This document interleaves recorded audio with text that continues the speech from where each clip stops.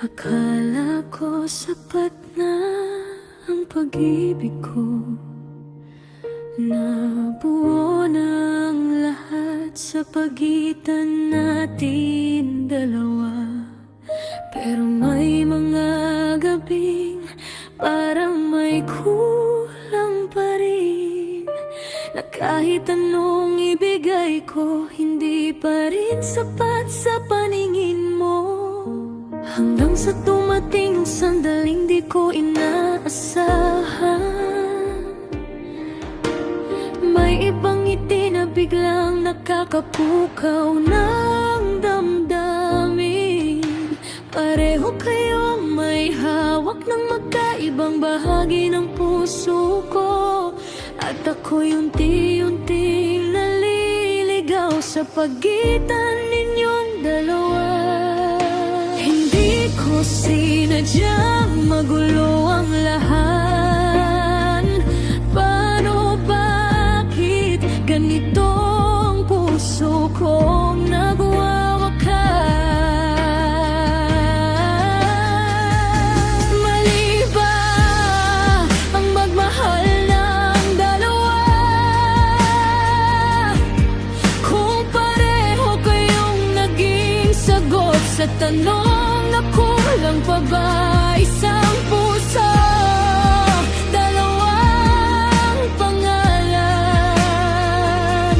paano ko pipiliin kung saan ako papanig kung parehong mahal?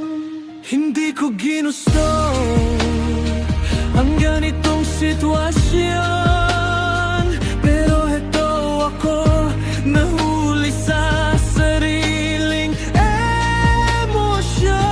Sa bawat kulang na di mo napunan, may ibang dumadagdag sa laman ng damdamin ko nang di ko inaasahan.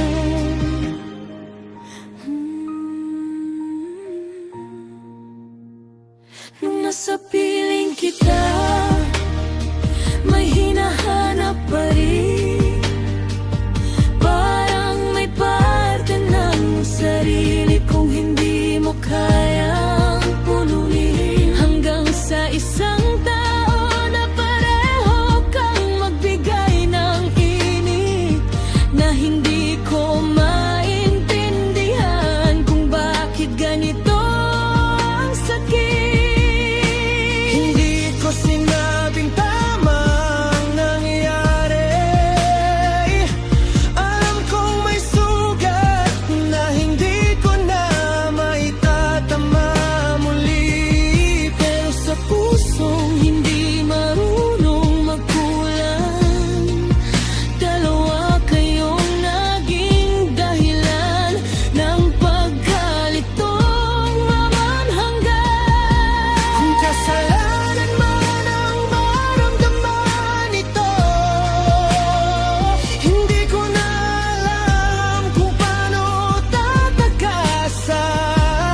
Totoo, Pareho kayong naging bahagi ng puso kong pagod, at ako ang naiwan sa kwentong hindi ko ginusto. mali ba ang magmahal ng higit sa isa? Kung pareho kayong naging sagot sa mga gabi kong mag-isa, hindi ko sinadyang hatiin ang puso ko. Pero bakit ganito?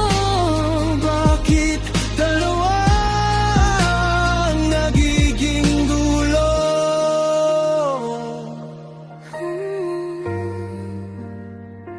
Kung may aral man sa kwentong ito, Siguro hindi lahat ng nararamdaman ay dapat sundin ng puso.